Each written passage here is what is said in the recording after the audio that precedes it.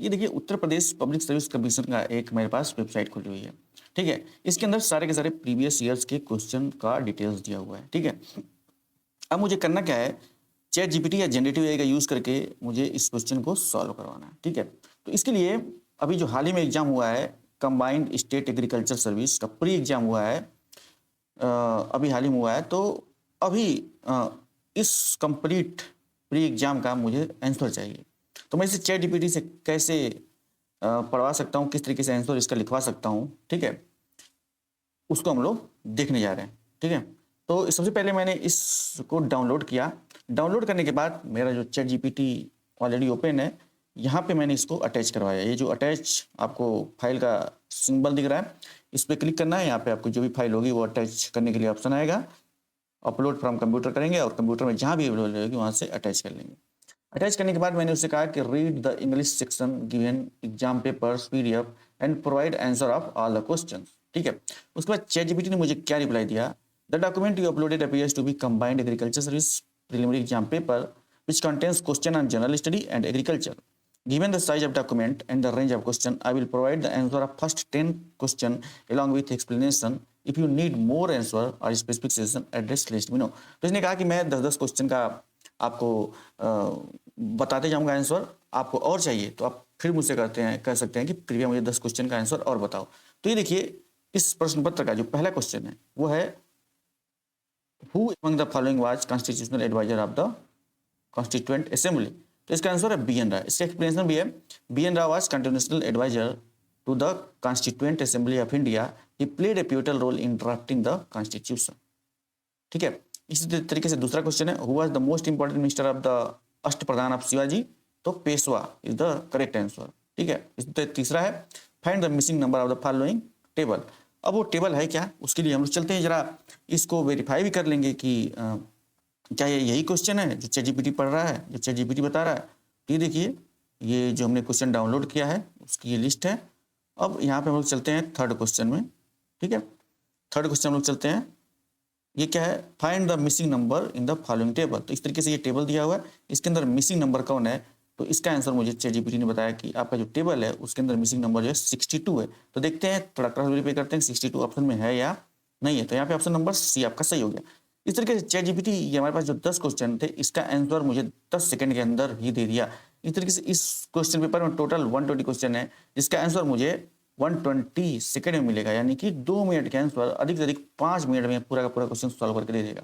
ठीक है? अब जो लोग पहले से तैयारी करते हुए आ रहे हैं, जिन लोगों का इस सब्जेक्ट में कमांड है, वो लोग इन आंसर को वेरीफाई कर सकते हैं। वो लोग आंसर के बारे में और ज़्यादा अच्छे तरीके से जान सकते हैं। जो चैट जीपीटी ने आंसर दिया है और जो उन्हें आंसर पता है, उन दोनों का वो लोग कंपेयर कर सकते हैं। ठीक है? तो अब चलते हैं हम लोग चौथे क्वेश्चन पे, which part of plant is potato. Which part of the plant is potato. देखते हैं हमारे चैट जीपीटी ने क्या लिखा है, which part of plant is potato. तो स्टेम। ठीक है? इस तरीके से मैं क्रॉस वेरीफाई भी करते हुए चल रहा हूँ ताकि आपको इसको समझने में आसानी हो। In business profit and service motives are, क्या है, in business profit and motive service are complementary. ठीक है? In which region has the rain water harvesting and distribution of sprinkler set scheme implemented. इसका देखिए क्या है, सेम क्वेश्चन है यहाँ पे भी, और ये देखिए इसका आंसर है A Bundelkhand. Indian standard time has been determined by which of the following meridian. तो यह 82 डिग्री 30 मिनट ईस्ट लॉन्गिट्यूड, ये इसका आंसर है, और ऑप्शन में भी ये दिया हुआ है। ठीक है? 82 डिग्री 30 मिनट ईस्ट लॉन्गिट्यूड। तो इस तरीके से चैट जीपीटी से इतना बड़ा डॉक्यूमेंट था मेरा, उसको मैंने अपलोड किया, और अपलोड करने के बाद हमको इसने 10 क्वेश्चन का आंसर दिया। ये देखिए, ये क्वेश्चन है मैच मेकिंग का आंसर A3B1C4D2। ये क्या है, इसको जरा देख लेते हैं। क्वेश्चन नंबर ये 8 है। क्वेश्चन नंबर कौन सा है, ये 9 है। क्वेश्चन नंबर 9 में देखिए, with reference to India match the following acts with their year and choose the correct answer using the code given below. Wild life protection act कब आया था, इन्वायरमेंट प्रोटेक्शन एक्ट कब आया था, नेशनल ग्रीन ट्रिब्यूनल एक्ट कब आया था, और बायोडाइवर्सिटी प्रोटेक्शन एक्ट कब आया था, ये उसका टाइम दिया हुआ है। तो हमने चैट जीपीटी के पास गया और पूछा मैंने ये कब हुआ है। तो उसने कहा कि आपका ए का 3, बी का 1, सी का 4, यानी ऑप्शन नंबर बी इसने सही बताया। ऑप्शन नंबर बी है क्या, ए का 3, बी का 1, सी का 4, डी का 2। इस तरीके से इसने हमें आंसर बताया। अब देखिए मैथ का भी क्वेश्चन है, उसको भी ChatGPT का सॉल्व कर रहा है। If 79 minus 24 equal to 10, 82 minus 60 equal to 3 and 95 minus 11 equal to 12, then 87 minus 30 is equal to क्या? तो यहाँ पे देखिए इसने बताया कि 47। क्या एक्सप्लेनेशन क्या है इसका? The pattern is subtracting the second number from the first number. ये सोल्यूशन ही बता रहा है कि क्या इसमें लॉजिक लगाया गया। The pattern is subtracting the second number from the first number then performing a mathematical operation based on pattern observed in the previous example. ठीक है, इस तरीके से कुछ इसका सॉल्यूशन दिया गया है ना। इस तरीके से कुछ इसका सॉल्यूशन दिया गया है। तो पहले पैटर्न क्या है? The pattern is subtracting the second number from the first number, इसमें से इसको घटाया गया है and then performing a mathematical operation based on the pattern observed in the previous example. तो इस तरीके से इसने आंसर बताया 47। ठीक है, अब देखते हैं नेक्स्ट 10 क्वेश्चन। ओके नाउ अब देखिए किस तरीके से ChatGPT आपको आंसर बताएगा। Please provide answers of next 10 questions. ठीक है, अब हम लोग ChatGPT को ये कमांड दे दिए, अब 10 नेक्स्ट क्वेश्चन के भी आंसर बताओ। तो ChatGPT तुरंत हमारे डॉक्यूमेंट को पढ़ेगा और यहाँ पे इसने बताना शुरू किया। 11वां क्वेश्चन है विच acid is found in milk. देख लेते हैं क्या है। विच acid is found in milk, बिल्कुल सही है। तो इसका आंसर क्या है? लैक्टिक एसिड, बिल्कुल सही है।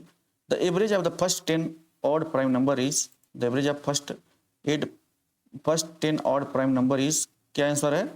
13.8। इस तरीके से देखिए 10 सेकंड के अंदर इसने 10 क्वेश्चन का आंसर मुझे बना करके दे दिया एक्सप्लेनेशन के साथ में, है ना। अब मैं इसको इसलिए क्रॉस वेरीफाई करवा रहा हूँ ताकि आप लोगों को पता भी लग जाए कि किस तरीके से ChatGPT या जनरेटिव AI काम करता है। इसलिए ChatGPT और जनरेटिव AI को जानना बहुत जरूरी है। आप ये छोड़ दीजिए कि मैं आर्ट साइड से पढ़ा हूँ, मैं BCom किया हूँ, मैं BSc किया हूँ, मुझे ChatGPT से क्या मतलब, इन एग्जाम में ChatGPT का क्या यूज होगा। बेटा ChatGPT इतना इंपॉर्टेंट है, जनरेटिव AI इतना इंपॉर्टेंट है कि इसका यूज हर एक फील्ड में हो रहा है। आप नहीं यूज कर रहे हैं इसका मतलब आप पीछे। अभी देखिए इतना बड़ा क्वेश्चन पेपर है, 120 क्वेश्चन है इसमें, इसका 10 क्वेश्चन का आंसर 10 सेकंड के अंदर दे रहा है। अब 120 क्वेश्चन है तो कितने सेकंड के अंदर देगा आपका? 120 क्वेश्चन है यानी कि 120 सेकंड में देगा। 120 सेकंड में कितने मिनट? 2 मिनट। 2 मिनट के अंदर 120 क्वेश्चन सॉल्व कर देगा। और आपको इस क्वेश्चन को सॉल्व करने के लिए कितने मिनट मिले थे? कितने मिनट मिले थे यहाँ पे आपको इस क्वेश्चन को सॉल्व करने के लिए? यहाँ पे समय अगर दिया 2 घंटे, यानी कि आपको 120 मिनट जिस काम को करने में लगेंगे उसको ChatGPT 120 सेकंड में कर देगा। ठीक है ना। तो इतना महत्वपूर्ण है ChatGPT जनरेटिव AI हमारे लिए। अब देखते हैं नेक्स्ट देखो 11 to 20 हो गया। अब मैं आपको आंसर नहीं पढ़ूंगा, मैं आपको बताऊंगा कि कैसे हम लोग ChatGPT का यूज करके क्वेश्चन सॉल्व कर सकते हैं।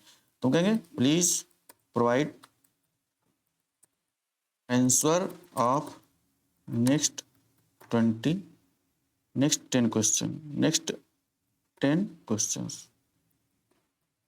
10 क्वेश्चन का मैं सॉल्यूशन इसमें प्रोवाइड करवा रहा हूं ताकि आपको पता लगता रहे कि ChatGPT, देखिए मैंने कहा कि 10 को अब आप गिनते रहिए, 1 2 3 4 5 6 7 8 9 10 11 12 सेकंड में 10 क्वेश्चन का आंसर यहाँ पे आपको मिल गया। ठीक है, इस तरीके से टोटल 30 क्वेश्चन के आंसर आपको मिल गए, जो कि उत्तर प्रदेश के अंदर ये जो परीक्षा है आपकी combined state agriculture service exam, इसका पेपर है, इसको ChatGPT के माध्यम से सॉल्व करवाया। और मैंने आपको दिखाया कि कैसे ChatGPT का यूज करके, जनरेटिव AI का यूज करके हम लोग पेपर का सोल्यूशन कर सकते हैं, पिछले साल के पेपर को सॉल्व करवा सकते हैं। सिर्फ हमें उसको कमांड देना होता है और सारा का सारा कैलकुलेशन ChatGPT अपने हिसाब से बैकएंड में करता है, जनरेटिव अपने हिसाब से करता है। तो दोस्तों उम्मीद करता हूँ आप लोगों को आज का वीडियो पसंद आया होगा। वीडियो पसंद आए तो चैनल को लाइक करें, सब्सक्राइब करें और ज़्यादा से ज़्यादा लोगों में शेयर करें ताकि इस बात को दूर तक फैलाया जाए और सभी लोग जनरेटिव AI का यूज़ करें, आर्टिफिशियल इंटेलिजेंस का यूज़ करें। और इससे जुड़ा हुआ कोर्स करना है आपको, किस तरीके से ChatGPT क्वेश्चन पूछना है, तो इसी वीडियो के डिस्क्रिप्शन में कोर्स का लिंक दिया हुआ है, आप उस कोर्स को कर सकते हैं।